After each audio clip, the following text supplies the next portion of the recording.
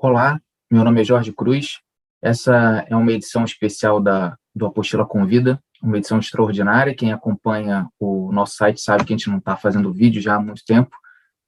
A gente recebeu uma oportunidade, a gente teve uma oportunidade de conversar com o diretor de O Pai da Rita, Joel Zito Araújo, filme que está entrando em cartaz pelo streaming do Telecine por 24 horas em pré-estreia, encerrando o Festival do Rio, especial do Telecine, no momento em que esse vídeo está indo ao ar. Então, se você está assistindo nesse dia 24 de julho, você tem entre 10 da manhã de hoje até 10 da manhã de amanhã, dia 25, para assistir. O filme também vai ser exibido no Telecine Cult às 22 horas de hoje.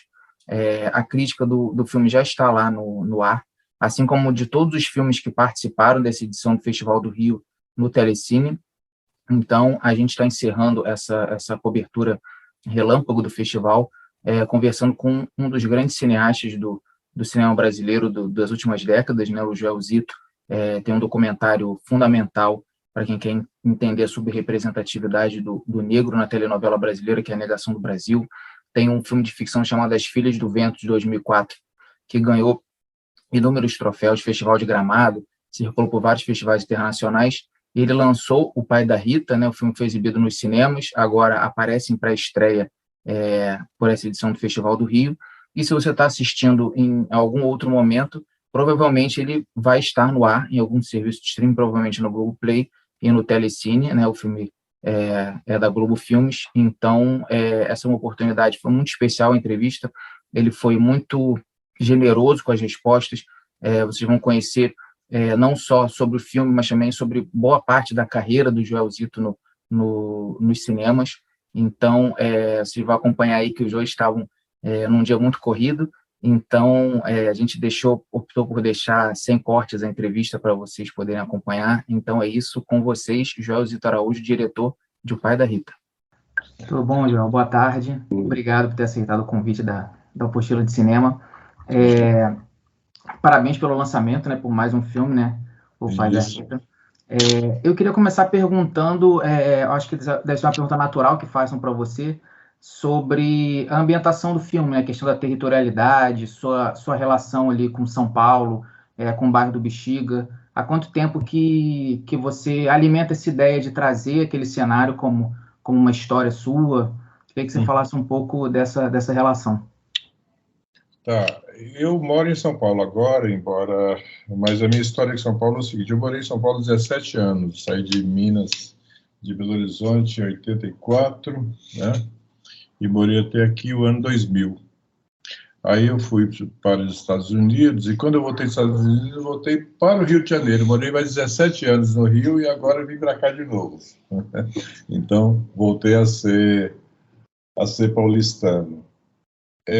Nos anos 90, eu conheci, por conta de um documentário que eu fiz, chamado Alma Negra da Cidade, eu conheci, fiquei amigo do Geraldo Filme, do sambista histórico de São Paulo, fundamental para São Paulo, Geraldo Filme, que era um cara da Vai-Vai, né? E ele me levou na Vai-Vai, me apresentou a Vai-Vai, e desde aquele período eu fiquei muito encantado com a Vai-Vai. Então, das escolas de samba de São Paulo é a que eu mais gosto, né? E foi... Enfim, essa coisa estava ali para mim. Eu ia naqueles ensaios que começam a ocorrer em outubro e vai até o Carnaval, lá numa praça que foi agora... A Vai-Vai saiu de lá, vai estar no filme. Enfim, essa coisa estava impregnada para mim. E depois que eu acabei Filhos do Vento, me surgiu essa ideia de fazer um filme sobre paternidade negra. E me ocorreu, talvez por isso, aí eu não sei mais explicar como, talvez por isso me ocorreu que os personagens deviam ser ali do Bexiga e da Vai-Vai. Eu, de certa forma, me incomodava e achava até divertido fazer um filme para responder a sacanagem do Vinícius de Moraes de dizer que São Paulo era o túmulo do samba, né? E eu não acho que São Paulo é o túmulo do samba. E o São Paulo tem sambistas desde o início do século XX, né? Bem, então é isso. Daí que surgiu a ideia de fazer no Bexiga, porque é um outro equívoco de São Paulo de considerar o Bexiga como um bairro italiano. Na verdade, o máximo que você pode dizer é que é um bairro afro-italiano, porque o Bexiga era o quilombo da Saracura, né? Era um bairro negro, né? Mas foi um bairro que ali pela proximidade... o Bexiga está muito no centro de São Paulo, está entre a Paulista, a 9 de Julho, enfim, uma série de confluências que faz dele uma espécie de aldeia gaulesa ali, um cara de bairro de interior, no meio dessa megalópole paulistana, né? Então, talvez por isso, o Bexiga foi um bairro de sucessivas migrações, né? Então, depois de ter sido criado com a população negra, vieram migrações judias, italianas, nordestinas, coreanas, né? Então, é um bairro muito interessante por conta dessa convivência, né, dessas sucessivas migrações. Então, por tudo isso, eu achei que o Bexiga era um excelente cenário para fazer o filme.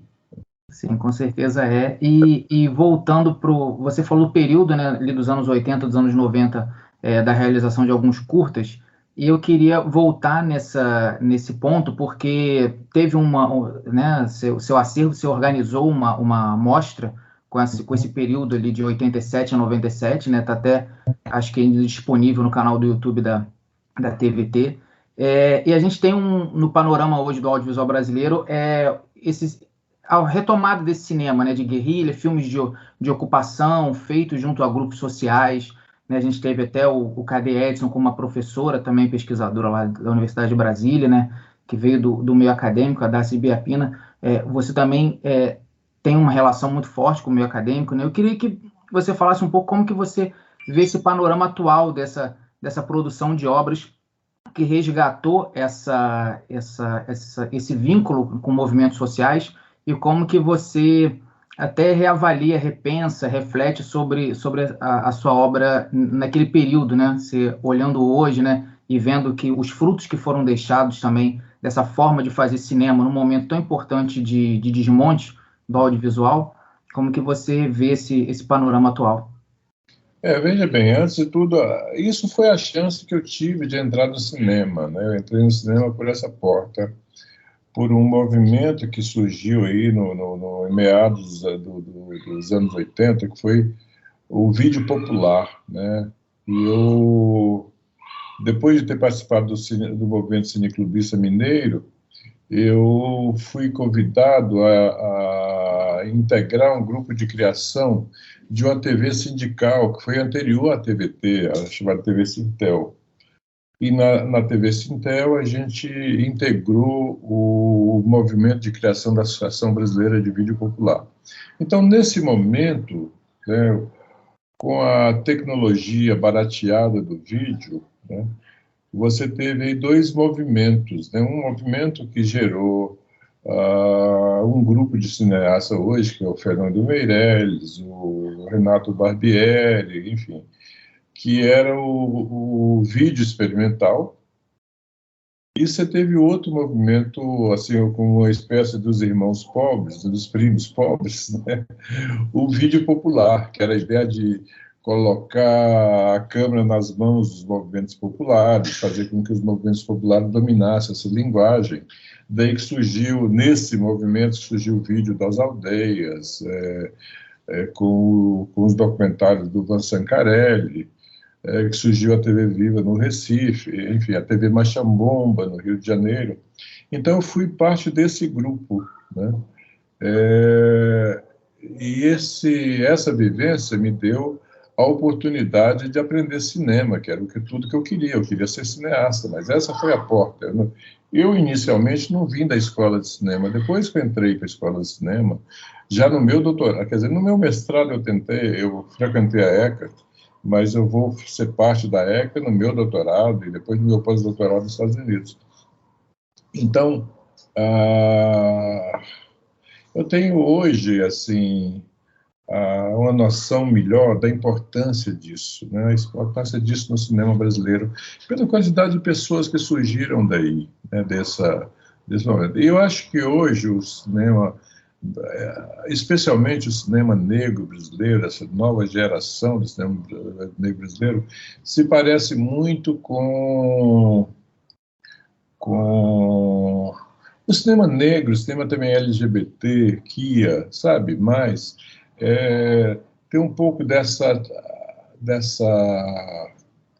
digamos, dessa atitude de guerrilha, sabe assim, que foi o vídeo popular na época em que eu entrei, né? Eu, quando fazia, inclusive quando esse pessoal de Minas me propôs fazer essa mostra sobre os meus 10 primeiros anos, eu até fiquei surpreso de ver o conjunto daquele material, porque naquele período eu me sentia ensaiando para fazer cinema. Eu me sentia ainda... Todos esses curtas e médias que eu fiz nesse período são, de fato, era visto por mim naquele período, e ainda por mim hoje é visto assim, como um ensaio, né? Um ensaio de aprendizagem, um ensaio de formação. Mas eu acho que a parte que minha contribuição é mais destacada, que é a questão da discussão da estética da ideologia do branqueamento, que é a discussão dos efeitos negativos da ideologia e do mito da democracia racial no audiovisual. Todas essas coisas já estavam lá, já estavam, quer dizer, isso me permitiu dar maturidade nesse tipo de compreensão, né, do meio audiovisual no Brasil e da história do cinema. Com certeza, e é engraçado que parece dois polos, né? Você deu exemplo de pessoas que vieram ou foram para o caminho da publicidade, né? Sim, praticamente um polo oposto dos movimentos sim. populares, né? O seu filme, o Pai da Rita, ele tem uma questão muito interessante, ele articula formas, acho que clássicas e modernas de resistência, assim, né? Acho que tem um momento muito representativo que é ali com a Érica Malunguinho, no Aparelho Luísa, Luzia, desculpa, e que tem parece que tem esse encontro ali, né, do clássico contemporâneo. Como que você trabalhou isso, assim? Foi uma coisa que foi fluindo no desenvolvimento do projeto, ou você sempre viu São Paulo assim como esses encontros, né? A gente tem o legado do samba, né, que assim, já é histórico, já é centenário, e a gente tem novas formas de você se articular ali socialmente. Como que você pensou nisso, assim, trabalhar isso no filme, né? Sem perder a linha de narrativa, né? A história que estava sendo contada, você trazer esses elementos que mostrasse essas diversas formas de resistência negra, resistência cultural dentro da cidade de São Paulo. Exemplos reais, né, inclusive. Sim, sim. Bem, ali tem dois elementos. Tem um elemento, quer dizer, eu sempre vi essa São Paulo que está ali do filme, né? Óbvio que o Quilombo Aparelho Luzia é um fenômeno novo, é um fenômeno não é da minha época, é um fenômeno da nova geração.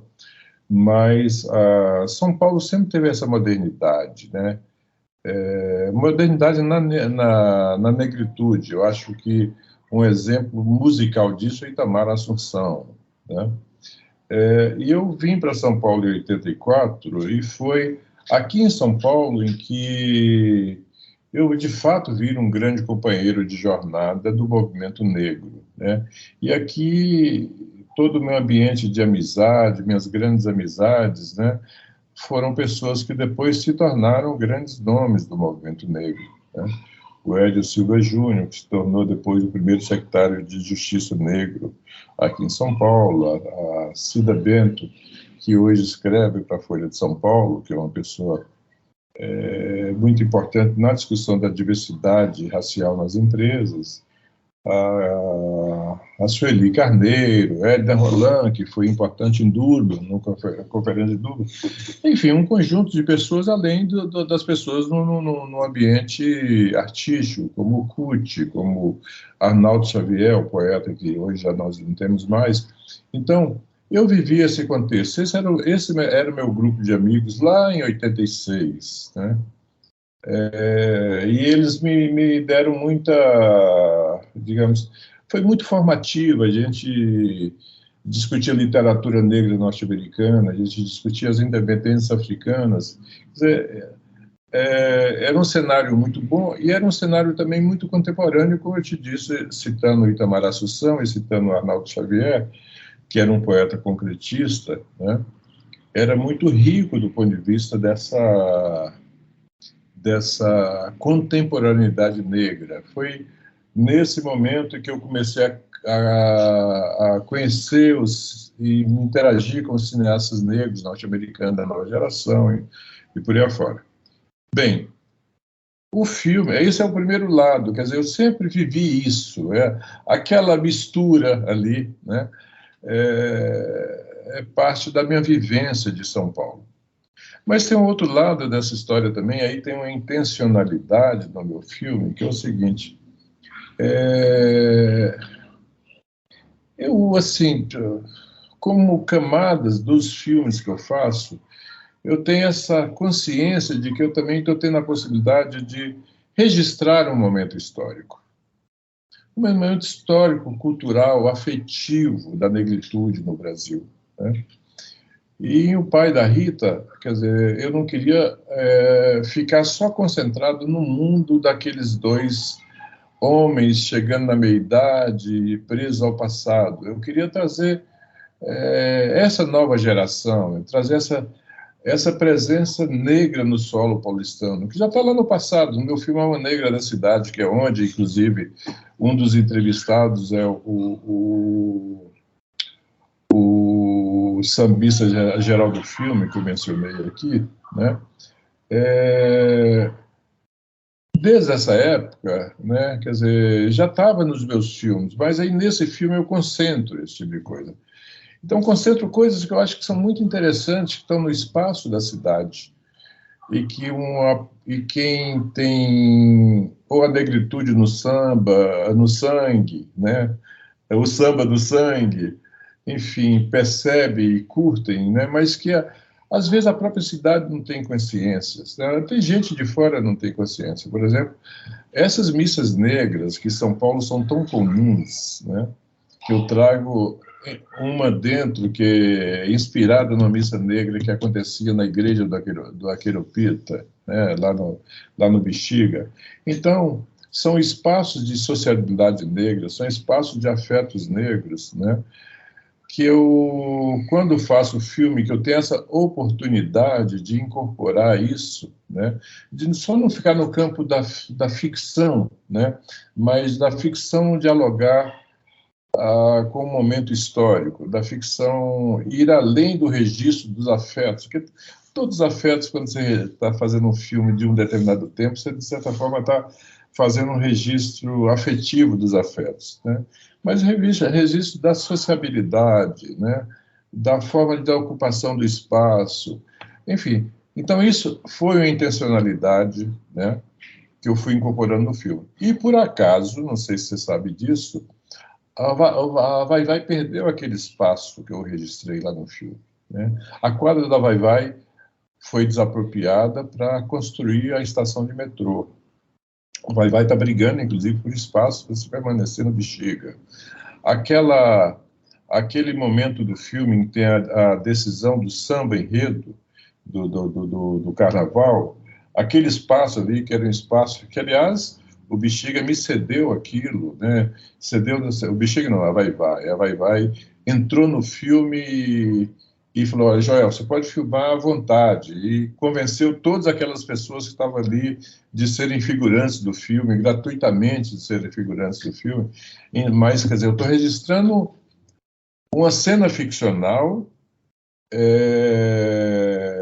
diante de digamos, de um elemento mais documental do que o ficcional, né? Que aquilo acontece ali regularmente todo ano. Enfim, eu gosto muito de fazer isso. Eu sempre fico no desejo, né, de que daqui a 20 anos que esse filme não envelheça, porque esse filme tem utilidade, né? Melhor é isso. Que esse filme tem utilidade no sentido de daqui a 20 anos as pessoas, quando forem ver a história de dois sambistas no Bexiga, tenha essa sensação de que está encontrando um momento do passado, sabe? Não está encontrando uma ficção sobre o passado, mas um momento do passado importante da cidade, da negritude da cidade. E sem contar que em O Pai da Rita você tem a oportunidade de trabalhar mais uma vez, né, com grandes nomes da dramaturgia. Você já trabalhou tanto nas suas obras ficcionais quanto documentais com provavelmente os maiores nomes da dramaturgia negra brasileira. E nesse filme tem a Elisa Lucinda, né, que assim, no teatro é muito reconhecida, tem a Casa Poema, e ela surgiu na televisão já muito tarde, né? Fez uma cantora no Mulheres Apaixonadas, e depois ela fez uma personagem muito importante que foi a Selma no Páginas da Vida, e o Ailton Graça, que a imagem dele é muito vinculada à televisão também. E você tem o filme, assim, que é visto até hoje como um filme, assim, fomentador de muito debate sobre a televisão brasileira, que é a negação no Brasil. Então, eu queria perguntar, se não queria deixar de conversar com você sem fazer essa pergunta sobre como que você vê o panorama dos últimos anos, assim, desde que você realizou o filme, e como que esse filme passou ao longo de todos esses anos como um grande exemplo de registro, né, do apagamento do negro, da subrepresentação nas telenovelas. Como que você vê hoje e a oportunidade de trabalhar com esses atores que encontram, né, principalmente o Ailton, né, a Elisa teve que brigar muito para estar na televisão, mas encontram um espaço na televisão nos últimos anos, a ponto de a gente conseguir vincular a imagem deles à televisão, né? Queria que o senhor refletisse também um pouco sobre isso e falar sobre os dois atores que o elenco todo, como um todo, está muito bem no filme. São dois amigos de longa data, né? O Ailton não é a primeira vez que eu trabalho com ele. Eu fiz 2 curtas com o Ailton, né? Um acho que 2003, outro cerca de 2006, 2007. 2 curtas ficcionais, além de ter participado de um curta documental também. Ele é meu amigo de muito tempo, adoro Ailton, é uma pessoa generosa, graciosa. Não existe nome melhor, mais bem criado por uma pessoa do que Ailton Graça, porque ele é uma graça mesmo. E a Elisa também, uma amiga desde o tempo que eu fui para o Rio de Janeiro, muito antes de ir para o Rio de Janeiro, a Elisa é uma grande amiga, já me hospedou na casa dela quando eu voltei de Estados Unidos. Eu fiquei os 2 ou 3 primeiros meses enquanto eu encontrava apartamento para mim na casa dela. É uma pessoa de muito diálogo intelectual, a gente sempre trocou muitas impressões sobre a questão racial no Brasil. E nos anos 90, eu fiz um programa piloto para tentar vender ela como apresentadora, ela e a Adriana Lessa, mas as pessoas não tiveram interesse, né? Foi muito avant-garde o que a gente fez naquele período. Isso foi em 93, né? Que eu me esqueço o nome do programa. Enfim, eu já tinha trabalhado com ela. E era para ela ter feito um papel em Filhos do Vento. E acabou foi quando exatamente foi surgindo a televisão para ela, e ela acabou optando por isso, e fazia sentido que ela optasse. Bem, o que eu posso dizer além disso é o seguinte, é que existe muita fraternidade entre a gente, né? Isso também é uma das coisas deliciosas da luta contra o racismo, da consciência da negritude, né? Existe muita irmandade, muita cooperação, né? Então, portanto, reunir esse povo no set é uma festa. Uma festa. E com eles foi uma festa não só no set, como foi no lançamento oficial do filme, quando a gente foi circular para apresentar o filme aqui, ali e acolá, né? Porque são... E com todos eles, a Leia é digamos, essa musa de todos nós, uma mulher incrível, com 89 anos, com 70 anos de teatro, cinema e TV, e com essa energia que ela tem, com esse carisma e com essa humildade. A Leia é uma pessoa afável, companheira, parceira. Então, toda essa... todo o set de filmagem, assim como foi em Filhas do Vento, em Pai da Rita, foi muito, muito delicioso estar junto dele. Realmente é de dar inveja para quem não pôde estar lá. Foi uma delícia. A Léa Garcia, mês passado, eu assisti ela no teatro, uma peça com o Emiliano Queiroz. Eu Tive vi o essa prazer de assistir delícia. texto da Adriana Pachá. O primeiro ato é maravilhoso. E, e é impressionante os dois, em cena ainda, como é incrível assim, a vitalidade deles assim, para Exato. gritar o texto. Assim, é impressionante mesmo. Para a gente ir encaminhando para o final, tem uma outra conexão Minas-São Paulo de um documentário que foi lançado há alguns anos não, uns 3 anos, da Joyce Prado, né, que é uma cineasta jovem do cinema negro paulistano também, que é o Chico Rei Entre Nós, né, que ela traça um paralelo ali do legado ali de Ouro Preto, né, com a Igreja de Santa Efigênia, né, investiga ali, faz essa relação ali no Largo da Forca, no bairro da Liberdade. Eu queria que você falasse um pouco assim sobre os jovens cineastas, assim, o cinema negro brasileiro, né, o panorama, essa união que está tendo, assim, a plataforma Todo Display que foi criada para aumentar a distribuição dessas obras, essa articulação entre o grupo, entre o movimento, para que isso não seja tão dependente de políticas públicas como sempre foi, e com os últimos anos, né, do país, a gente já sabia que seria um impacto na cultura como um todo, mas seria muito maior entre o cinema identitário, né? Então, eu queria que você falasse um pouco da sua conexão, do seu contato com esses realizadores, né? Se você tem a oportunidade de acompanhar, né, eles, né? Como que você vê o trabalho deles. Rapaz, eu acompanhei isso de camarote, não sei se você sabe disso, mas eu sempre fui um apoiador do encontro de cinema criado pelo Zósimo.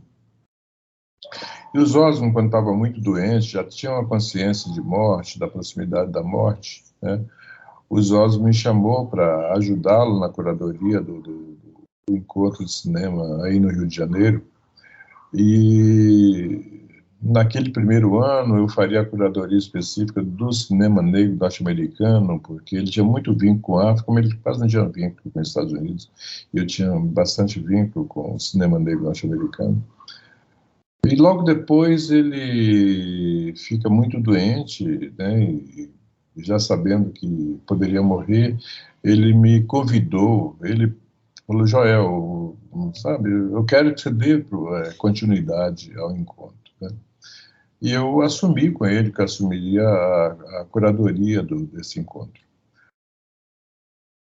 O que aconteceu é o seguinte: no primeiro ano que eu fiz a curadoria, ainda tinha uma predominância era um festival mais de cinema africano, com alguns filmes da diáspora, de outros países da diáspora, e pouca participação brasileira. Mas no segundo ano eu vi essa explosão do cinema negro jovem no Brasil.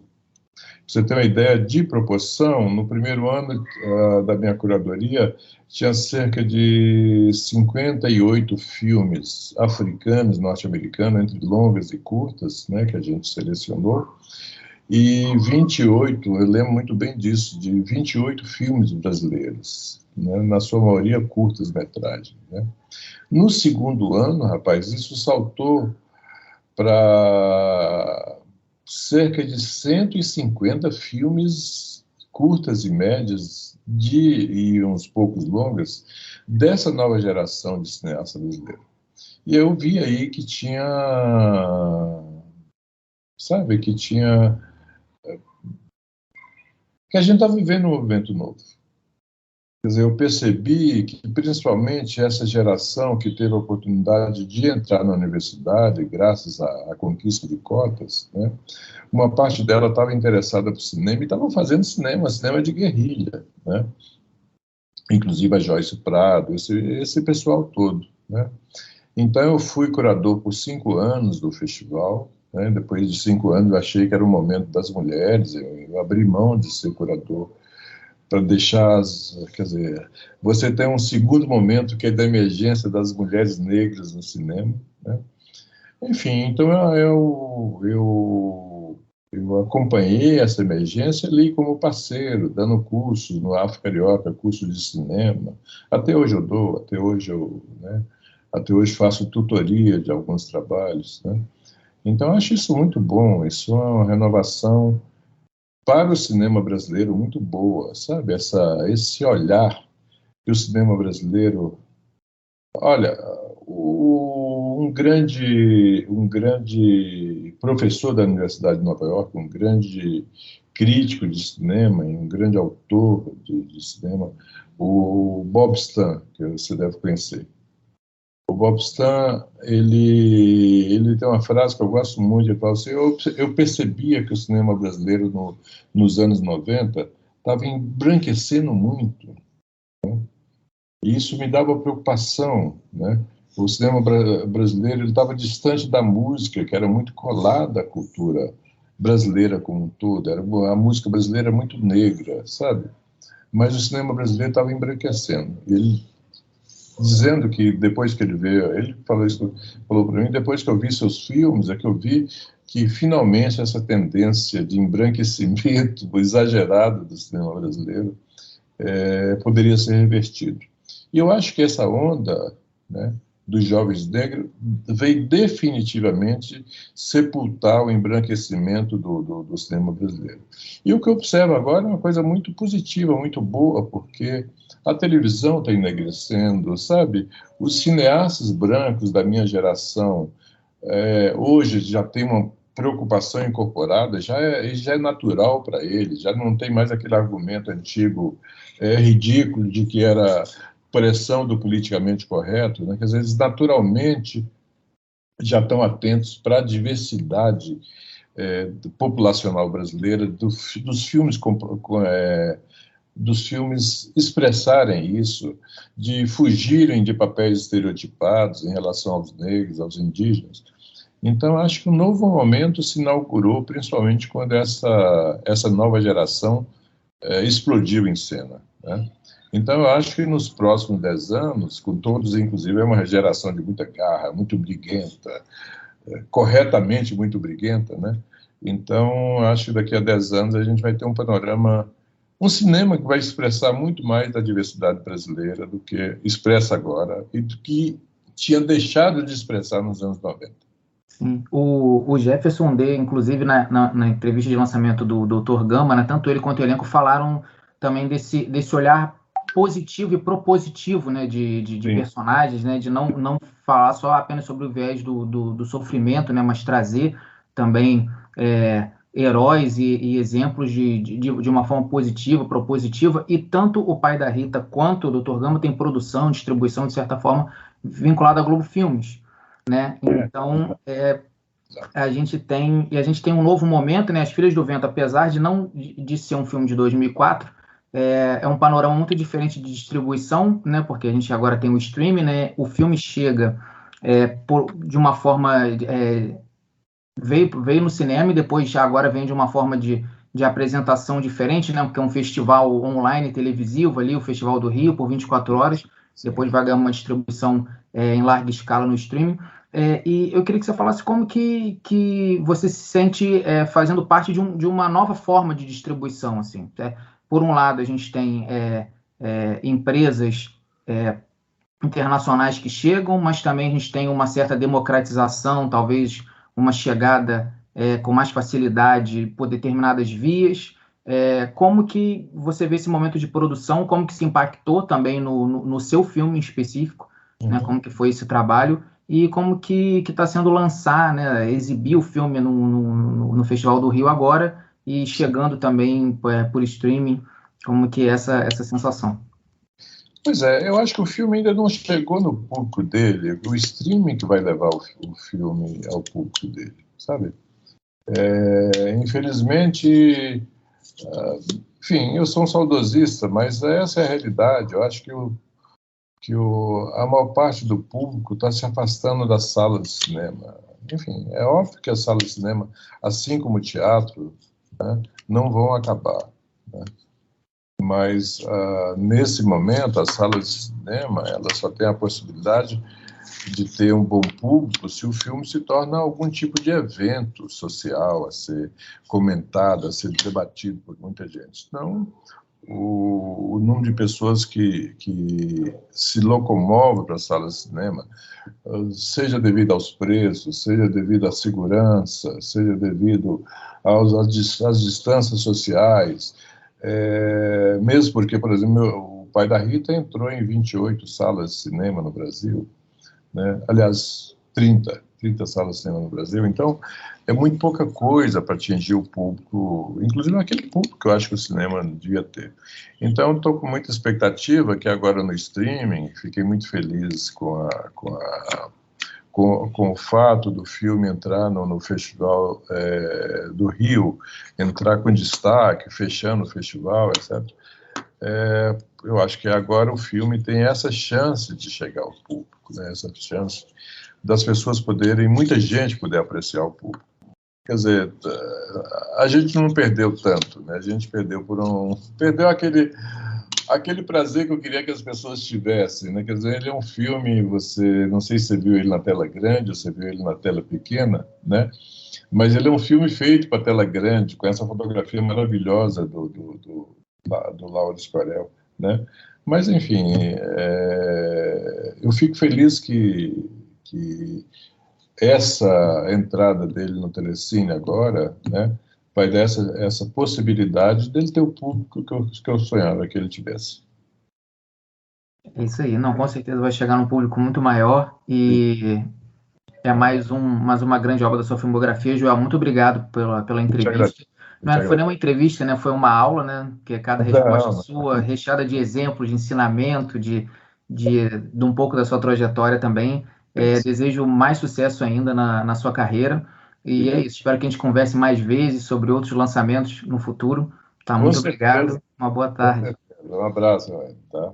Tchau, tchau. Bom, essa foi a grande entrevista com o diretor de O Pai da Rita, Joel Zito Araújo. Na apostila de cinema você lê não só o texto sobre o filme, né, como todos os longas que passaram por essa edição especial do Festival do Rio na rede Telecine, no Telecine Cult, no streaming do Telecine, dentro da Globoplay. E para vocês que estão sentindo falta dos vídeos do canal, na entrevista, né, no site a gente continua cobrindo lançamentos do stream, as estreias da semana, alguma coisa que vem chegando ao cinema, né? A gente pretende retomar a produção de conteúdo em vídeo, em podcast com o tempo, mas a gente não poderia deixar passar essa oportunidade de fazer essa grande entrevista. Então, nossas coberturas de festival, tudo, você continua acompanhando lá no apostiladecinema.com.br, se inscreve na nossa newsletter, se inscreve também aqui no canal, ativa as notificações, que sempre que tiver alguma novidade, alguma nova entrevista, algum novo vídeo sobre algum filme, vocês vão poder acompanhar por aqui. Esse foi mais uma Apostila com Vida. Muito obrigado e até a próxima.